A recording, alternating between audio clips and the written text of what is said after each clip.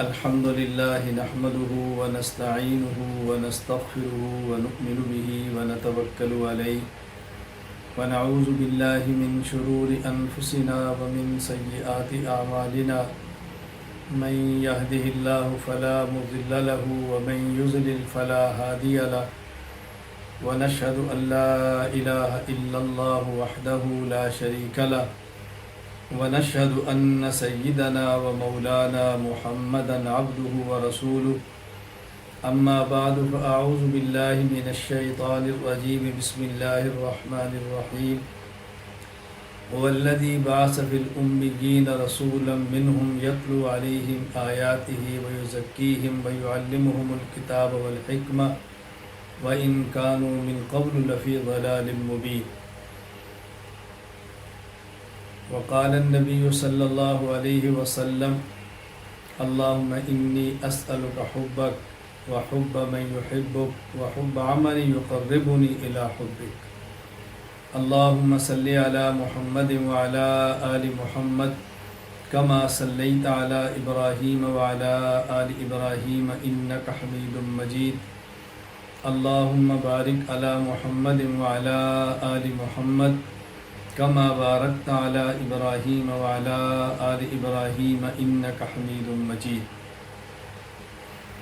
اللہ تعالیٰ نے قرآن کریم میں حضور اکرم صلی اللہ علیہ وسلم کی بعثت کا ذکر فرماتے ہوئے یہاں آپ کی 4 صفات مبارک کا ذکر فرمایا ہے۔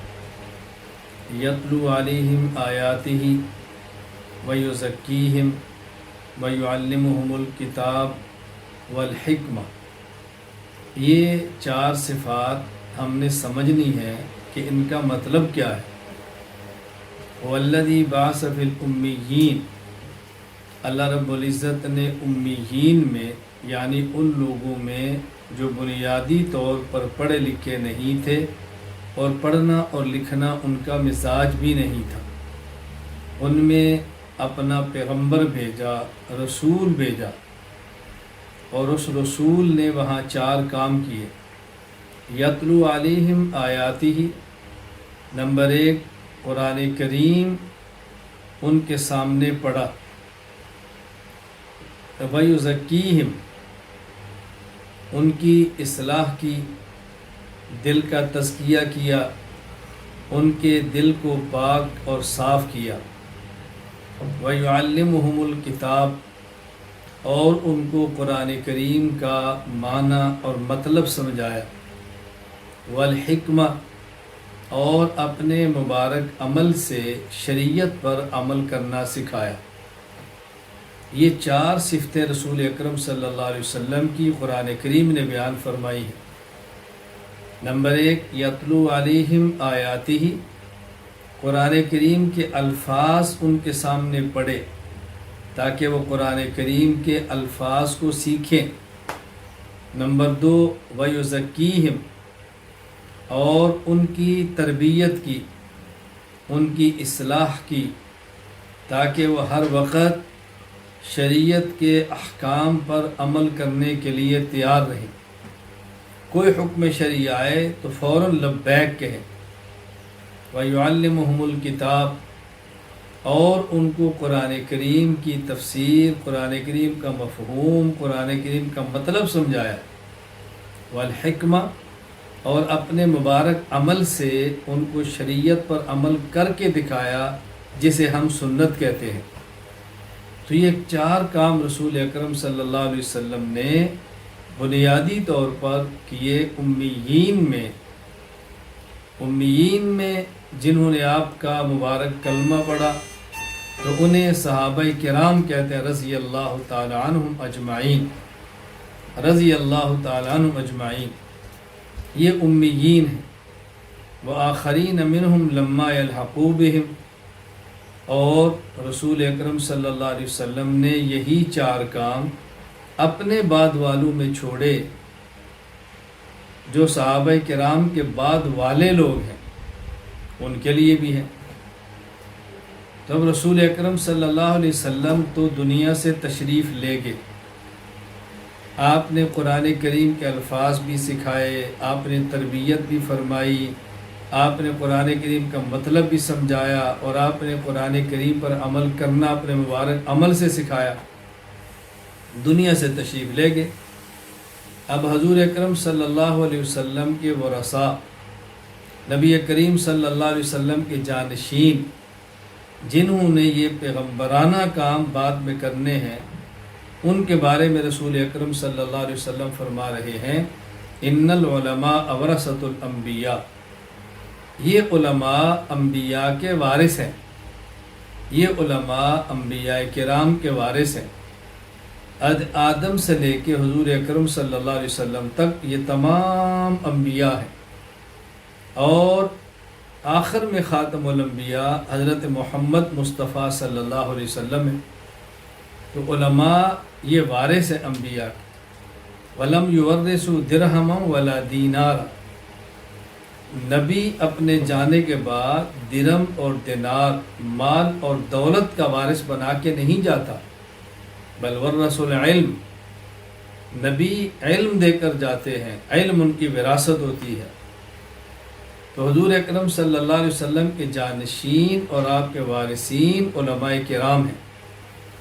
علماء کرام نے یہ کام کرنے ہیں، قرآن کریم کے الفاظ بھی بتانے ہیں، اور تربیت بھی کرنی ہے، اصلاح بھی کرنی ہے، تزکیہ بھی کرنا ہے، اور قرآن کریم کا مطلب، معنی، مفہوم، تفسیر بھی سکھانی ہے، اور والحکمہ، پیغمبر پاک صلی اللہ علیہ وسلم کی عملی زندگی، سنت مبارک بھی امت کے سامنے لانی ہے۔ اب ظاہر ہے پیغمبر پاک کا وارث تو عالم ہے، عالم سے مراد صرف علوم کے الفاظ پڑھنے والا نہیں، ان کے پاس الفاظ بھی ہوں علم کے، اور ان کے پاس روح بھی ہو علم کی، علم کا ظاہر بھی ہو، علم کا باطن بھی ہو، الفاظ بھی ہوں، حقیقت بھی ہو، ظاہر بھی ہو اور باطن بھی ہو، یہ دونوں چیزیں ان کے پاس موجود ہونی چاہیے۔ اور رسول اکرم صلی اللہ علیہ وسلم نے جو علوم عطا فرمائے ہیں، بنیادی علم قرآن کریم ہے، اس کے بعد حدیث مبارک ہے، اس کے بعد فقہ مبارک ہے، یہ بنیادی علوم ہیں، علم القرآن، علم الحدیث اور علم الفقہ، یہ بنیادی ہے۔ اور ان تینوں علوم کا جو خلاصہ ہے، ان میں سب سے اہم ترین چیز عقائد ہے، سب سے اہم ترین چیز عقائد ہیں، اس کے بعد پھر اعمال ہیں، اور اس کے بعد اخلاق ہے۔ عقیدہ وہ ہے جو انسان کے قلب میں ہے، اور عمل وہ ہے جو انسان کے بدن سے ہے، اور خلق انسان کی قلبی کیفیت ہے جو انسان کو عمل پر انگیختہ کرتی ہے، انسان کو عمل پہ مجبور کرتی ہے، انسان کو عمل کی ترغیب دیتی ہے، خلق اس کیفیت کا نام ہے۔ اب سب سے پہلا کام یہ ہے کہ علماء کرام اہتمام کے ساتھ عقائد پر دسترس حاصل کریں، اپنے عقائد کو دلائل کے ساتھ سیکھیں، اپنے عقائد پر جو شبہات ہیں ان شبہات کو صاف کریں، یہ علماء کی ذمہ داری ہے۔ اس مقصد کے لیے ہم نے مرکز اہل السنت والجماعت سرگودا پاکستان میں تخصص فی التحقیق والدعوہ شروع کیا ہے۔ بحمد اللہ تعالی 14 سال ہو گئے ہیں، اور 600 سے زائد علماء کرام تخصص کر کے وہاں سے فارغ ہو چکے ہیں۔ اس سال بھی تقریباً 62-63 علماء وہاں تخصص فی التحقیق والدعوہ کے اندر زیر تعلیم اور زیر تربیت۔ تو اس سال ہم نے مشاورت کے ساتھ آن لائن تخصص فی العقائد الاسلامیہ کا آغاز کیا، تاکہ وہ لوگ جو ہمارے پاس نہیں آ سکتے، ہم اپنی آواز ان تک پہنچا دیں، اور وہ لوگ عقائد کو سیکھیں، علماء اپنی تربیت حاصل کریں، اور عقائد میں پختگی پیدا کریں، عقائد کو اصولوں کے ساتھ سیکھیں، عقائد کو دلائل کے ساتھ سیکھیں، اور عقائد کو بیان کرنا سیکھیں، عقائد کو بیان کرنے والی زبان لیں، عقائد کو واضح اور صاف اور شفاف کر کے امت کے سامنے پیش کریں۔ اس کے لیے ہم نے تخصص کا آغاز کیا ہے، اور بحمد اللہ تعالی اس وقت 20 ممالک کے 422 کے لگ بھگ علماء اس تخصص کے اندر موجود ہیں۔ اللہ رب العزت اس کو اپنی بارگاہ عالی میں قبول فرمائے، ہمارے اس کو صدقہ جاریہ بنائے، اللہ تعالیٰ اس کو ذخیر آخرت بنائے، اور پوری امت میں ایک بیداری کا اس کو ذریعہ بنا دے۔ علماء کی ذمہ داری ہے عقائد، اسی طرح ذمہ داری ہے کہ فقہ پر عبور حاصل کریں، اور علماء کرام باقاعدہ فقہی مسائل پر دسترس حاصل کریں، عملی زندگی میں پیش آنے والے مسائل اچھی طرح پڑھیں، اور عوام کے سامنے ان مسائل کو احسن طریقے سے بیان کریں، احسن طریقے سے پیش کریں۔ اور پھر تیسرا نمبر، اخلاقی تربیت، اپنا تزکیہ، اپنا تصفیہ، یہ از حد ضروری ہے۔ اس کا بہت زیادہ علماء کرام کو اہتمام کرنا چاہیے۔ ہمارے ہاں بحمد اللہ تعالی اس کا پورا اہتمام ہے کہ تزکیہ بھی ہو، نظریہ بھی ہو، نظریہ بھی ہو اور تزکیہ بھی ہو، یعنی عقائد میں بھی پختگی ہو، نظریاتی طور پہ علماء کرام مضبوط ہو، اور تزکیہ اور تربیہ یعنی اخلاقی اعتبار سے بھی علماء کرام نہایت پختہ اور مضبوط ہو۔ یہ علماء کی ذمہ داری ہے۔ اب ظاہر ہے جن لوگوں نے امت کی قیادت کرنی ہے، جن لوگوں نے امت کو لیڈ کرنا ہے، جن لوگوں نے امت کی رہنمائی کرنی ہے، بنیادی طور پہ ان کا عقائد میں، اعمال میں اور اخلاق میں پختہ ہونا از حد ضروری ہے۔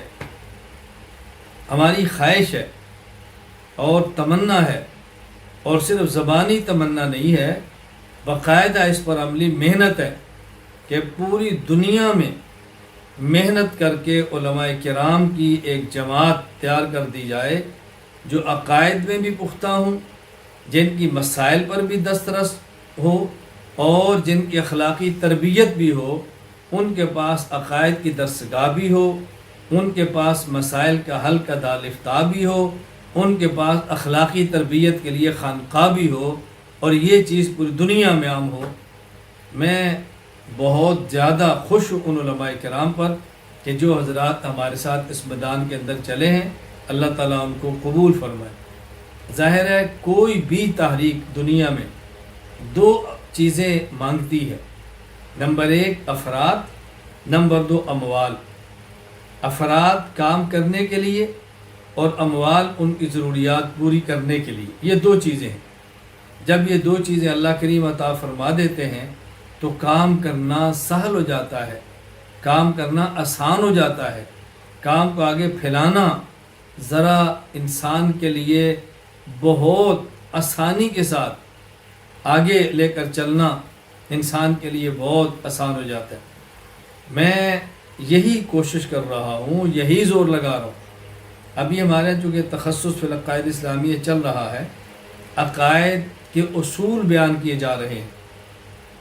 آپ کی خدمت میں سب سے پہلے اصول مناظرہ پیش کیا گیا ہے، اصول عقائد میں نے آپ کو پڑھائے ہیں، مولانا کلیم اللہ حنفی صاحب زیدہ مجدہ نے اصول تفسیر پڑھائے ہیں، مفتی شبیر حنفی صاحب زیدہ مجدہ آپ کو اصول افتاء پڑھا رہے ہیں۔ ابھی انشاءاللہ صفات باری پر تفصیل سے بات ہوگی، پھر آپ کی خدمت میں اللہ چاہے گا اصول حدیث، اصول تاریخ، اور یہ اصول آپ کی خدمت میں پیش کیے جائیں گے۔ پھر عقائد پر شرح و بس کے ساتھ گفتگو ہوگی، وقت ہوگا تو عقائد پر چند کتب بھی آپ کو پڑھا دی جائیں گی انشاءاللہ العزیز۔ اگر آپ تسلسل کے ساتھ، اہتمام کے ساتھ اسباق پڑھتے رہے تو اس 1 سال کے تخصص میں آپ کو کتنا فائدہ ہوگا یہ آپ کو خود ہی محسوس ہوگا کہ آپ کو علمی اعتبار سے کتنا فائدہ ہوا ہے، عقائد میں پختگی کتنی آئی ہے۔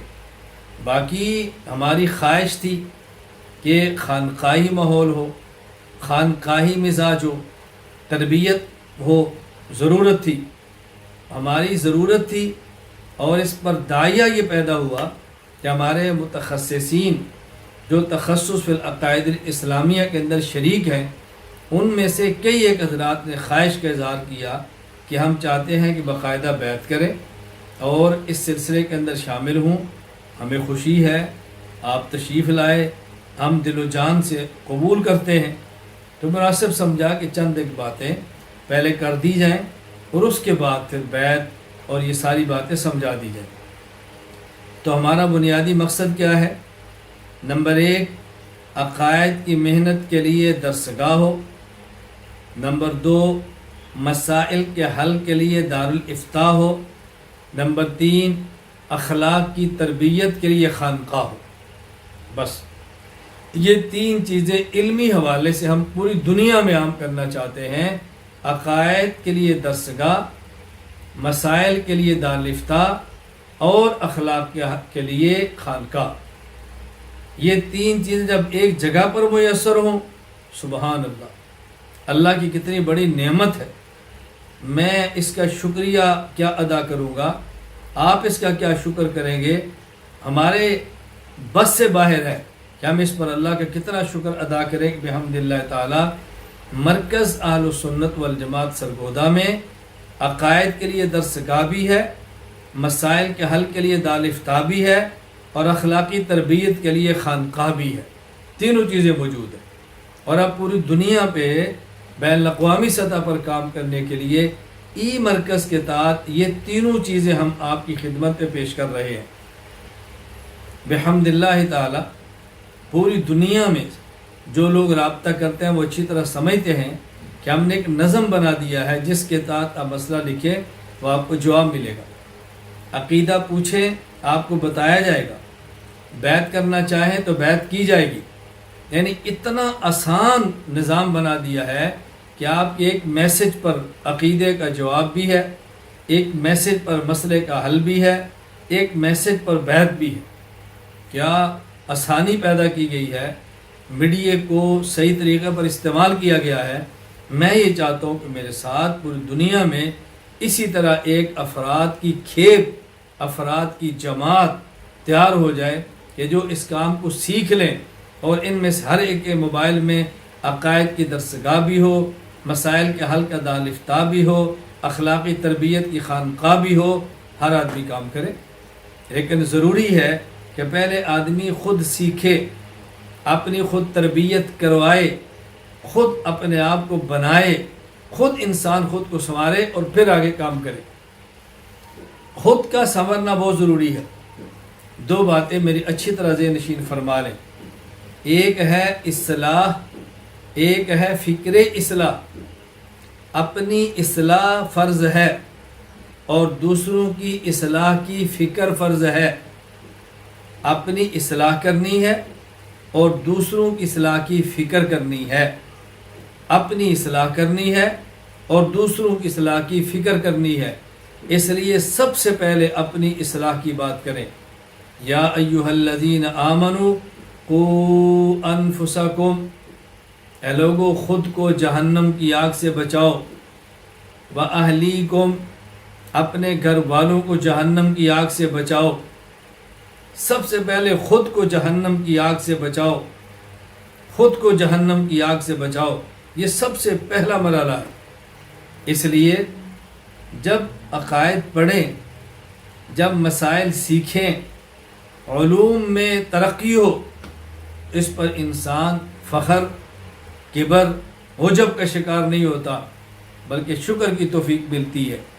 اور تربیت ہو تو انسان کو احساس ہوتا ہے کہ مجھے تو اس قدر جہالت ملی ہوئی تھی، مجھے اس مسئلے کا بھی نہیں پتہ تھا، مجھے اس عقیدے کا بھی نہیں پتہ تھا، مجھے اس دلیل کا بھی نہیں پتہ تھا۔ یا اللہ تیرا کرم ہے، مجھے اس عقیدے کا پتہ بھی چلا ہے، مجھے اس دلیل کا پتہ بھی چلا ہے، مجھے اس مسئلے کا پتہ بھی چلا ہے۔ انسان اللہ کا شکر ادا کرتا ہے۔ اور جب تربیت نہیں ہوتی، ایک عقیدے کا پتہ چل لے، عقیدے پر دلیل کا پتہ چل لے، شبہ کا ازالہ ہو جائے تو انسان فخر، کبر، غرور اور عجب کا شکار ہوتا ہے، تعلی کا شکار ہوتا ہے۔ میرے پاس یہ ہے، میرے پاس یہ ہے۔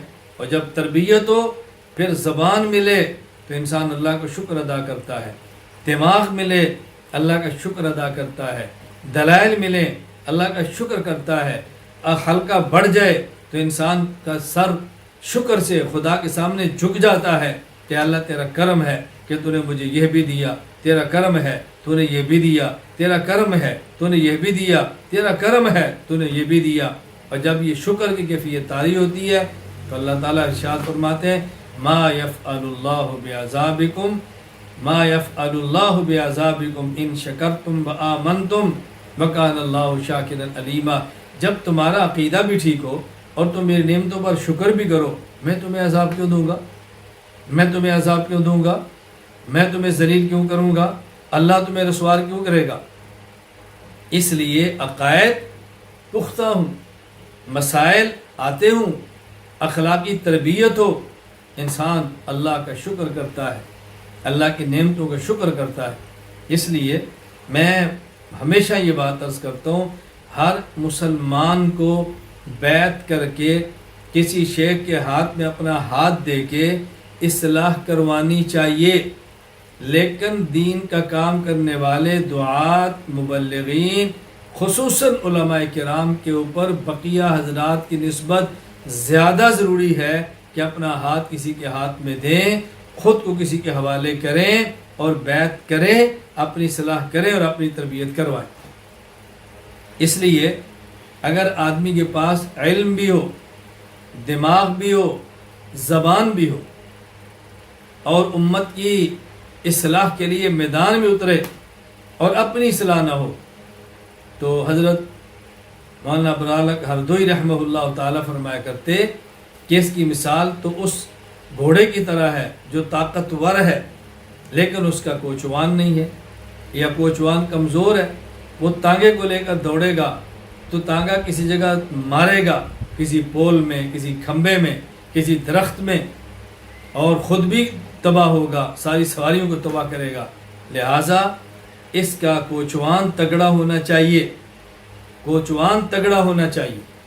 اور حضرت فرماتے کہ اس عالم کی مثال تو ایسے ہے کہ جیسے روڈ پر کوئی بڑا ٹینکر جا رہا ہے اور اس کے ٹینک میں 1000 گیلن ڈیزل موجود ہے، وہ پیٹرول پمپ پہ کھڑا ہوتا ہے، کہا جی اس کی ٹنکی میں ڈیزل ڈال دو۔ ابھی تمہاری ٹینک میں تو 1000 گیلن موجود ہے، تمہیں کیا ضرورت ہے؟ تو جواب ملے گا کہ جب ٹینکی میں ڈیزل ہوگا تو 1000 گیلن والے ٹینکر کو لے کر یہ چلے گا، اور جب ٹینکی میں ڈیزل نہیں ہوگا تو 1000 گیلن والے ٹینکر کو لے کر کیسے چلے گا؟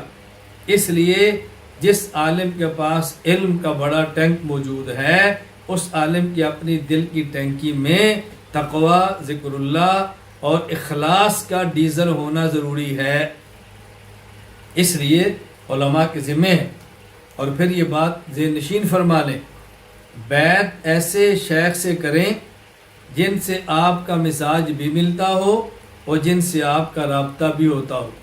مزاج نہ ملے، بیعت کا نفع تب بھی نہیں ہوتا، اور رابطہ نہ ہو اور بیعت کا نفع تب بھی نہیں ہوتا۔ اگر ایک شیخ سے بیعت ہے لیکن رابطہ نہیں ہے تو بیعت کسی دوسرے سے کر لیں۔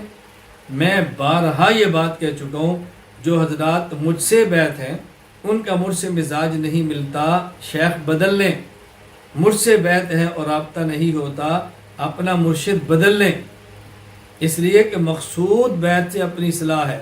مزاج نہیں ملتا تب بھی اصلاح نہیں ہوگی، اور رابطہ نہیں ہوتا تب بھی اصلاح نہیں ہوگی۔ مزاج اور رابطے کا ہونا ضروری ہے۔ اس کی مثال عارف باللہ حضرت اقدس شاہ کی مختار نور اللہ برکت فرمایا کرتے کہ دیکھیں، آپ بلڈ اس کا لیں گے جس کا بلڈ گروپ آپ سے ملتا ہے، یہ نہیں دیکھیں گے کہ جس کا بلڈ لینا ہے بندہ بڑا ہے یا چھوٹا ہے۔ خون اس کا لیں جس کا خون گروپ ملتا ہے۔ جب خون گروپ نہیں ملتا تو پھر آپ کو فائدہ کیسے ہوگا؟ اور جب کسی شخص سے بیعت کر لیں تو پھر اس کا اہتمام کریں کہ حکیم الامت مجدد الملت مولانا اشرف علی تھانوی نبر المرقدہ کے پاس مولانا عبد الماجد دریابادی رحمہ اللہ تعالیٰ بیعت ہونے کے لیے آئے۔ پہلے فرمایا کہ آپ مجھ سے بیعت نہ کریں۔ کہ حضرت کیوں؟ فرمایا اس لیے کہ بیعت تو مرشد کی کرتے ہیں، اور پیر ایسا ہو تگڑا جو کان بھی مروڑ سکے۔ حضرت آپ تو بڑے ہیں، میں آپ کے کان کیسے مروڑوں گا؟ یہ مزاحن بات فرمائی۔ خیر وہ حضرت ہی سے بیعت ہوئے، تو جو شخص بیعت ہوتا ہے وہ خود کو شیخ کے حوالے کرے، شیخ کے رگڑے برداشت کرے، اور جو بیعت کرتا لیتا ہے اس کو بھی چاہیے کہ اپنے مرید کو رگڑا لگائے، کان کھینچے، اس کی صلاح کرے، اس کو کھینچ کر رکھے، اس کی غلطی علم کے اندر آئے تو غلطی کی نشاندہی کرے اور اس کو سمجھائے کہ تو نے غلط کیا ہے، تاکہ اس کو اصلاح کی توفیق ہو۔ اور جب بیعت کریں تو پھر بیعت کا مقصد گناہوں سے جان چھڑانا ہے۔ اگر اپنی زندگی میں کوئی گناہ ہے، اپنے شیخ کو لکھ کر بتائیں یہ میرا گناہ ہے، میرا عیب ہے جو نہیں چھوٹ رہا۔ اب ہمارا ذہن کیا ہے؟ اگر اپنا عیب بتایا تو شیخ کیا سمجھے گا؟ میں تو عالم ہوں، میں تو مولانا ہوں، میں تو خطیب ہوں، میں تو ادیب ہوں، میں تو مقرر ہوں، میں تو مناظر ہوں، میرے بارے میں کیا ذہن بنائے گا؟ یہ شیطان کی بہت بڑی چال ہے، اس چال کو سمجھو، شیطان کے اس مکر کو پھینکو اور اپنے شیخ کو اپنا عیب بتاؤ۔ اور جب آپ اپنے نفس کو یہ بات بتائیں گے کہ میں نے اپنا جرم اپنے شیخ کو بتانا ہے، آپ کا نفس جرم نہیں کرے گا، گناہ نہیں کرے گا، چھوڑنا شروع کر دے گا۔ بھئی اس نے تو بتانا ہے تو میں کیوں کروں؟ تو بتائیں، اور یہ ذہن نہ بنائیں کہ میرا شیخ مجھ سے نفرت کرے گا۔ عارف باللہ حضرت اقدس میرے مرشد شاہ کی محمد اختر نور اللہ مرکز فرمایا کرتے تھے، کم از کم شیخ کو ماں کی طرح سمجھو۔ اگر ماں کے علم میں ہو کہ میرے چھوٹے بچے کے پیمپر میں شلوار میں پخانہ ہے تو ماں اس کی بھو کو سونگھ کر اس کو صاف کرتی ہے، نفرت نہیں کرتی۔ اگر ماں کے علم میں آ جائے اور ماں کو سونگھنے سے اندازہ ہو جائے کہ پیمپر میں پخانہ ہے، وہ جتنا جلدی ہو سکے اپنے بچے کی نجاست کو صاف کر کے بچے کو پاک کرتی ہے، نفرت نہیں کرتی۔ بالکل اسی طرح جب شیخ کے علم میں آئے میرا فلاں مرید فلاں گناہ میں مبتلا ہے، وہ گناہ کو ختم کر کے اور اس کو نجاست، گناہ کی نجاست صاف کر کے مرید کو پاک کرنے کی فکر کرتا ہے، اپنے مرید سے نفرت ہرگز نہیں کرتا۔ اور جب کوئی مرید اپنے شیخ کو اپنا گناہ بتائے تو شیخ خوشی کا اظہار کرتا ہے کہ الحمدللہ اس کو فکر ہے کہ میں نے گناہ کو چھوڑنا ہے۔ ایک مجھ سے بیعت والے شخص سے رابطہ کیا، انہوں نے کہا جی آپ کہتے ہیں کہ گناہ بتائیں، جبکہ شریعت میں تو منع کیا گیا ہے کہ آپ نے رات گناہ کیا، اللہ نے پردہ ڈال دیا، یہ گناہ کسی کو بتا کے پردہ مت پھاڑو، آپ کہتے ہیں بتاؤ۔ میں نے کہا بات سمجھو، شریعت کو سمجھنا اللہ کی بہت بڑی نعمت ہے، اللہ کی بہت بڑی دولت ہے۔ منع کا مطلب کوئی بندہ گناہ کرتا ہے پھر دوسروں کو بتا کر گناہ کی لذت لیتا ہے، اپنے گناہ پہ گواہ بناتا ہے، یہ ناجائز اور حرام ہے۔ لیکن گناہ کر کے کسی اپنے بڑے کو بتانا کہ میں اس گناہ سے جان نہیں چھوٹ رہی، مجھے بتائیں کیسے چھوٹوں، چھوڑو، یہ شریعت میں مطلوب ہے۔ صحابہ کرام رضی اللہ عنہ مجمعین سے گناہ ہوئے، آپ کی خدمت میں آئے اور آپ نے عرض کیا حضرت مجھ سے گناہ ہو گیا ہے، مجھے فرمائے میں کیا کروں، مجھے فرمائے میں کیا کروں؟ تو صحابہ کرام آ کر پوچھتے تھے، اللہ کے نبی ان کو پاک کرتے گناہوں سے، تو اپنا جرم بتائیں، اپنے آپ کو پاک اور صاف کریں۔ یہ تو معاملہ ہے گناہوں سے بچنے کا، جان چھڑانے کا، گناہ چھوڑ کے دین کا کام کریں۔ آپ کو دیکھیں خلوت میں جلوت کا مزہ آئے، آپ پھر اپنی لذت دیکھیں، آپ اپنی زندگی دیکھیں، آپ اپنے دل کی خوشیاں دیکھیں، اور گناہ کر کے جینے والا یہ دل کی خوشیاں کبھی حاصل نہیں کر سکتا، اور گناہوں کو چھوڑ کر جینے والا یہ دل کی خوشیاں حاصل کرتا ہے۔ وقتی طور پہ گناہ چھوڑنے پر دل پہ چوٹ لگتی ہے، لیکن برداشت کرنے پر اللہ وہ دل کو خوشیاں عطا فرماتے ہیں کہ انسان اس کی پھر عرصہ تک لذت محسوس کرتا ہے۔ حدیث پاک میں رسول اکرم صلی اللہ علیہ وسلم فرمایا، النظر سہم من سہام ابلیس مسموم، نظر شیطان کے زہریلے تیروں میں سے ایک تیر ہے، من ترکہا مخافتی فقد ابدلتہ ایمانا یجد حلاوتہ فی قلبہ، کہ جو شخص اللہ فرماتے ہیں میرے ڈر سے اس نظر کو کنٹرول کرتا ہے، میں اس کو ایسی ایمانی حلاوت اور مٹھاس دیتا ہوں جو اس کا دل محسوس کرتا ہے۔ اب بظاہر اس حدیث پر اشکال یہ ہے کہ آدمی آنکھ سے دیکھ رہا ہے اور ضبط کیا اور نہیں دیکھا تو حلاوت دل کو مل رہی ہے، جب اس نے اپنی آنکھ کو بند کیا تو آنکھ کو لذت ملنی چاہیے، بند آنکھ کو کیا تو دل کو حلاوت کیوں مل رہی ہے؟ اس کی وجہ اچھی طرح واضح نشین کر لو۔ جب انسان کسی خوبصورت جسم پہ نگاہ ڈالتا ہے یا اس کی نگاہ پڑتی ہے اور حرام تھی، اس نے فوراً نگاہ کو کنٹرول کیا، اس نگاہ کو روکنے سے چوٹ دل پہ لگتی ہے تو اللہ تعالیٰ انعام بھی اس کا پھر دل کو عطا فرماتے ہیں، چونکہ مشقت دل نے برداشت کی ہے۔ پھر اللہ خوشیاں دیتے ہیں، اللہ لذت عطا فرما دیتے ہیں۔ ایک بات تو یہ ذہن نشین فرمائے، جو بیعت کا مقصد ہے وہ سمجھیں۔ نمبر 2، شیخ کی دی ہوئی ہدایات پہ عمل کریں، اذکار کی پابندی کریں۔ ہمارے یہاں اذکار کچھ زیادہ نہیں ہے، قرآن کریم کی تلاوت، حافظ ہے تو 1 پارہ، ناظرہ خان ہے تو کم از کم 1 پاؤ، کیا دیر لگتی ہے؟ فجر کے بعد سورہ یاسین، کیا دیر لگتی ہے؟ مغرب کے بعد سورہ واقعہ، کوئی دیر نہیں ہے۔ عشاء کے بعد سورہ ملک، کوئی دیر نہیں ہے۔ دقت ہے دونوں عشاء کے بعد پڑھ لو، دونوں مغرب کے بعد پڑھ لو۔ جمعہ کے دن سورہ کاف، کیا دیر لگتی ہے؟ 12 تسبیحات مشکل ہیں، 3 تسبیحات پڑھ لو۔ پہلا کلمہ لا الہ الا اللہ محمد الرسول اللہ صلی اللہ علیہ وسلم، استغفار استغفر اللہ استغفر اللہ استغفر اللہ 100 بار، درود پاک صلی اللہ علیہ وسلم صلی اللہ علیہ وسلم صلی اللہ علیہ وسلم، درود پاک۔ یہ اذکار ہیں، 5 منٹ نہیں لگتے۔ اور یہ ذہن میں رکھ لو کہ ذکر ہر حال میں کرنا ہے، باوضو ہو بہت اچھا، مسجد میں ہو بہت اچھا، تہجد کا وقت ہو بہت اچھا، خلوت ہو بہت اچھا، خلوت نہیں تو جلوت میں کرو، مسجد نہیں تو گھر کرو، گھر نہیں تو بازار کرو، کھڑے بیٹھے نہیں تو کھڑے ہو کر کرو، کھڑے نہیں تو چلتے چلتے کرو، باوضو نہیں تو بے وضو کرو، چھوڑنا نہیں ہے۔ خیر الاعمال ادومها وان قل، بہترین عمل وہ ہے جو مسلسل ہو اگرچہ تھوڑا ہو، چھوڑنا نہیں ہے، مسلسل کریں۔ ایک قطرہ پتھر پہ گرے، وہ پتھر میں سوراخ کر دیتا ہے۔ ایک مرتبہ اللہ اللہ کہتے رہو، دل کی حالت کو بدل دیتا ہے۔ میرا ایک جگہ بیان تھا، بیان کے بعد بیعت کی باری آئی تو ایک شخص مجھے کہنے لگا بیعت کو تو دل کرتا ہے لیکن ہم اذکار نہیں کر پائیں گے۔ میں نے کہا آپ 24 گھنٹے میں 1 بار کہہ سکتے ہو اللہ، کہا جی کہہ سکتے ہیں۔ میں نے کہا 24 گھنٹے میں 1 بار کہہ لیا کرو اللہ، لو اتنا کافی ہے، کر لو بیعت، یہ کیا مشکل ہے؟ اور بھائی ایک مرتبہ اللہ کہنے میں اتنی طاقت ہے کہ جب تک ایک شخص بھی اللہ اللہ کہنے والا ہوگا قیامت نہیں آ سکتی۔ ایک مرتبہ اللہ کہنے میں اتنی طاقت ہے، آپ اندازہ فرماؤ خدا نے کیا تاثیر رکھی اپنے نام مبارک میں۔ اس لیے اذکار کا اہتمام کریں، انشاءاللہ بے حد فائدہ ہوگا۔ حکیم الامت مجدد الملت مولانا اشرف علی تھانوی نبر المرقد فرمایا کرتے تھے بیعت کے بعد 2 چیزوں کا خیال فرمائیں۔ نمبر 1 اپنے حالات کی اطلاع، نمبر 2 مرشد کی ہدایات کی اتباع۔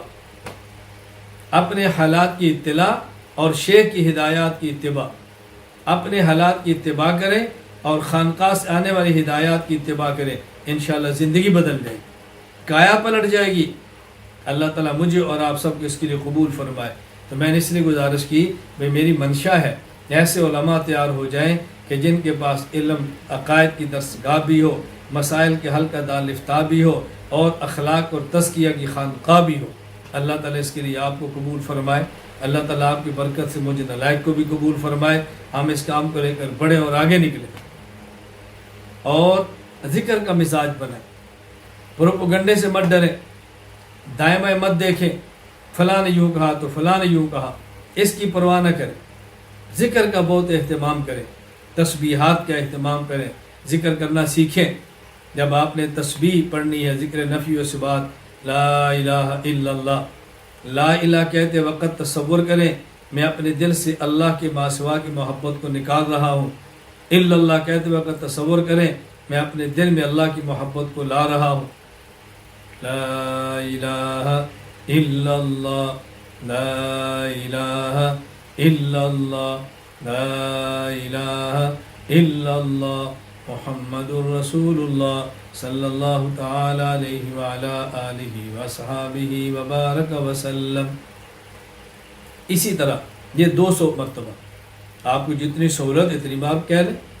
پھر 400 مرتبہ ذکر اثبات، صرف اثبات، الا اللہ الا اللہ الا اللہ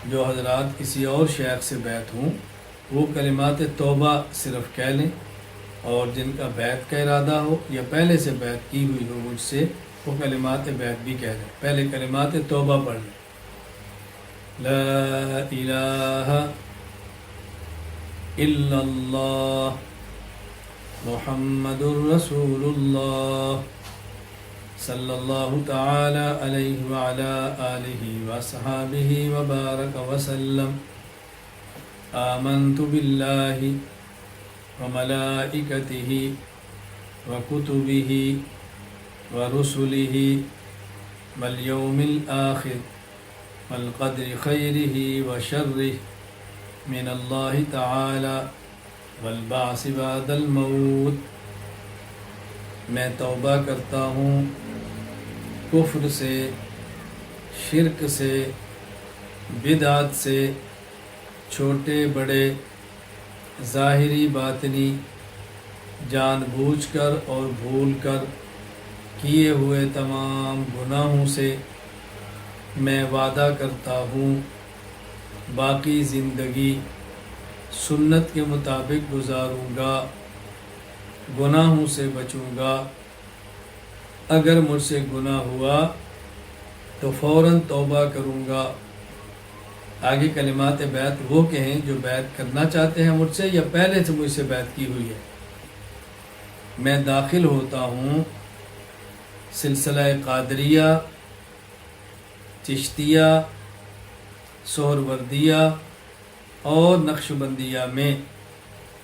اے اللہ میری توبہ اور بیعت کو قبول فرما، دنیا میں اور آخرت میں اپنے نیک بندوں میں شامل فرما۔ دعا مانگ لیں۔ الحمدللہ رب العالمین والصلاة والسلام علی رسولہ وعلی آلہ واصحابہ اجمعین۔ ربنا ظلمنا انفسنا وان لم تغفر لنا وترحمنا لنکونن من الخاسرین۔ ربنا لا تزغ قلوبنا بعد إذ هديتنا وهب لنا من لدنك رحمة إنك أنت الوهاب۔ رب اغفر وارحم وأنت خير الراحمين۔